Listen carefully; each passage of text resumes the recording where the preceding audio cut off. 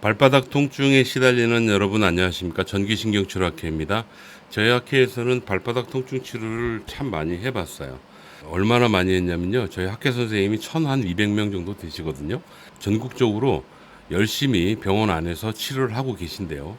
저만 해도 최근 7년 사이에 약 2000건 이상의 발 환자를 봤고요. 저랑 같이 일하시는 동료 선생님들도 그렇게 비슷하게 보십니다. 굉장히 많은 거죠. 그러니까 전국적으로 봤을 때 상당히 많은 환자에 대한 데이터가 축적이 되어 있습니다. 자, 이걸 근거로요. 여러분들께 오늘 꼭 말씀드리고 싶은 게 있어요.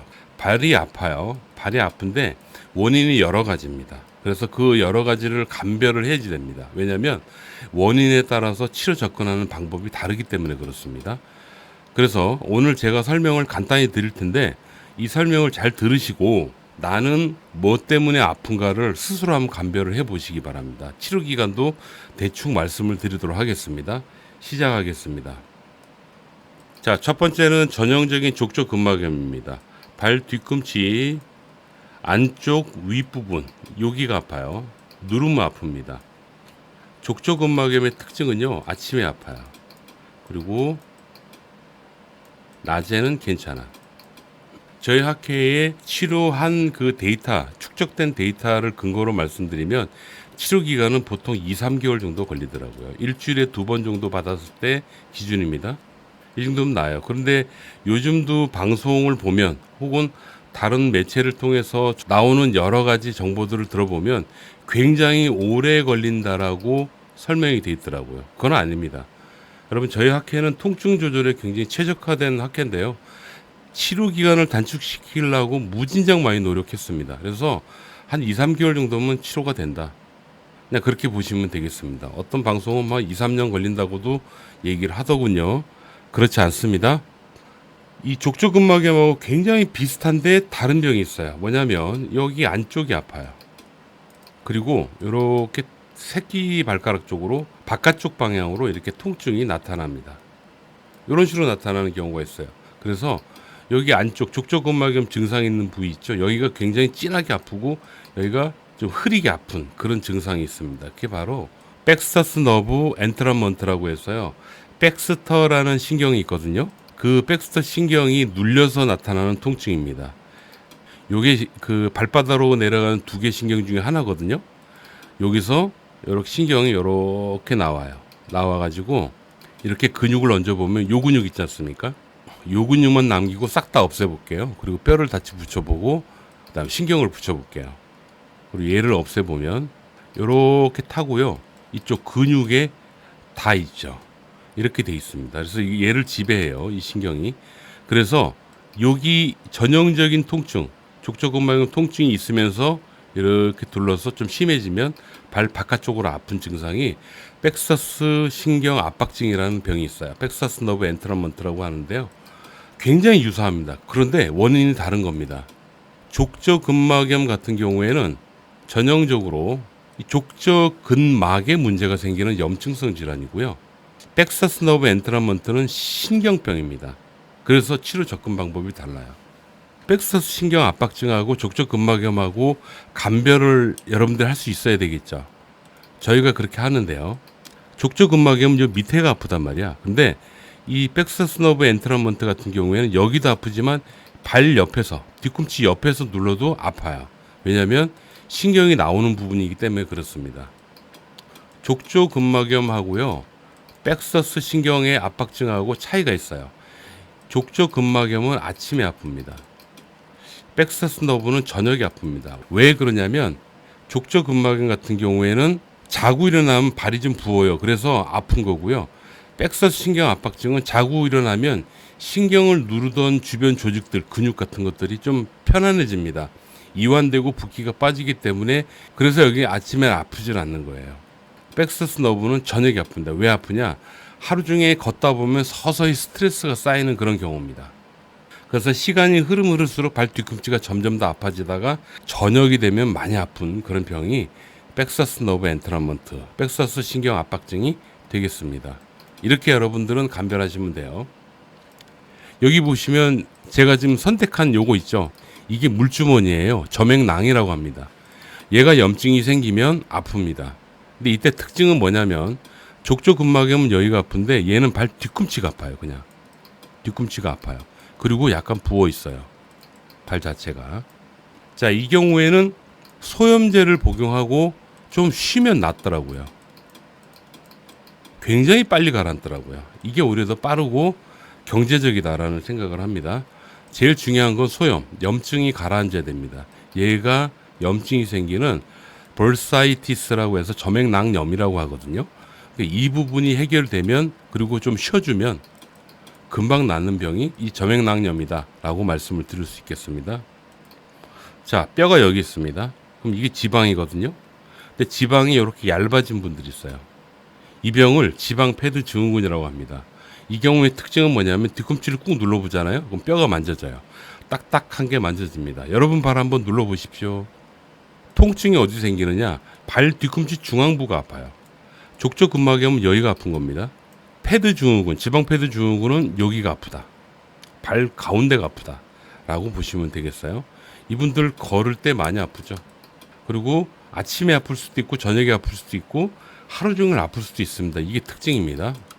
아마 이 지방 패드 증후군 환자분들은 병원에 갔을 때 이런 얘기 들어봤을 거예요. 지방 패드가 얇아져서 아프신 거다라고 얘기를 듣거든요. 근데 저희는 아닌 것 같아요. 뭐냐면 만약에 왼쪽 발이 아파요. 그래서 병원을 갔어요. 갔더니 지방 패드 증후군입니다. 근데 오른발은 안 아파요. 그런데 저희가 확인할 때는요.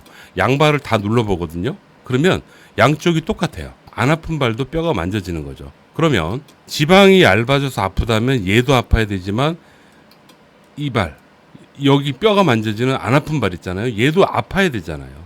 그냥 지방 패드가 얇은 상태로 지금까지 살아오신 거예요. 멀쩡하게 살아오다가 특별한 이벤트가 발생한 겁니다. 뭐냐면 좀 무리를 하셨겠죠.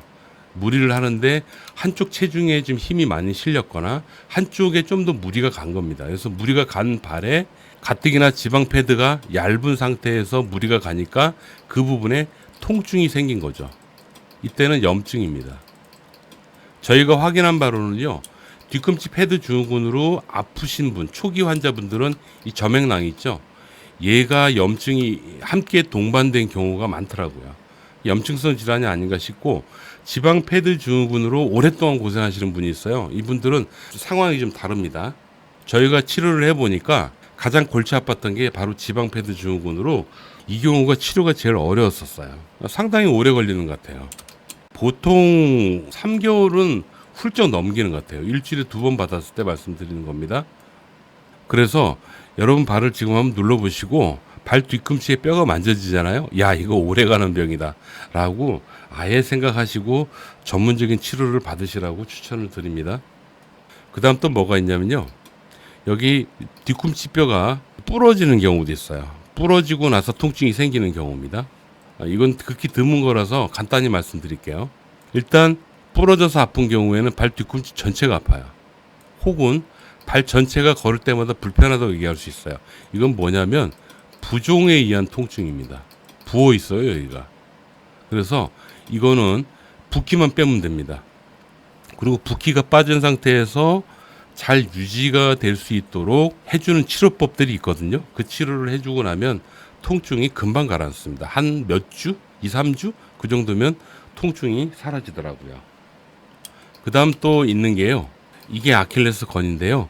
아킬레스건 통증은 부착부병이 있고 가까이 붙어있는 여기 힘줄병이 있고 여기 위쪽 아킬레스병이 있거든요. 각자 병명이 다릅니다. 다 달라요. 근데 특히 이 뒷부분 여기 힘줄이 붙어있는 부분을 부착부병이라고 합니다. 따로 구별이 돼 있어요. 엔세스페시라 그러는데요. 이 병 같은 경우에 특징이 있어요. 환자들이 그냥 발이 아파요. 발 뒤꿈치가 그냥 아프다고 얘기합니다. 증상이 다양하더라고. 저희가 감별을 어떻게 하느냐. 이 부착부가 되는 부분 있죠. 이 부분을 꾹 눌러봐요. 꾹 눌러보면 분명하게 통증이 나타납니다. 그러니까 이분들은 눌렀을 때 여기가 아프고요. 그 다음에 발 뒤꿈치가 자체가 불편하다라고 보시면 되겠습니다. 자, 이런 건 아킬레스 힘줄이 붙어있는 이 부분에 대한 치료를 하셔야지 되겠죠.